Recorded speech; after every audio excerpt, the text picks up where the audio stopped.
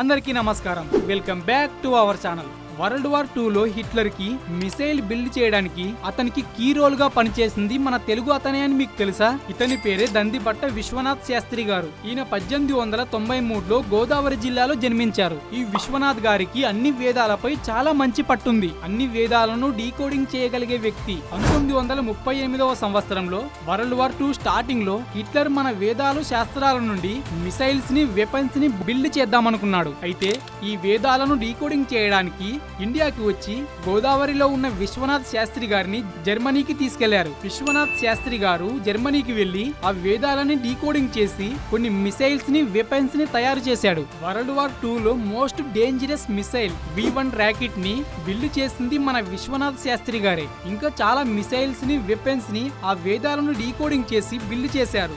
అలాగే హిట్లర్ ఆర్మీలో key role play చేసింది కూడా మన విశ్వనాథ్ శాస్త్రి గారే. కానీ ఈ ఇన్ఫర్మేషన్ చాలా మందికి తెలియదు. మనం చదివే పుస్తకాల్లో కూడా ఎక్కడ ఈయన గురించి చెప్పలేదు. ఇలాంటి గొప్ప వ్యక్తుల గురించే మనం తెలుసుకోవాల్సింది.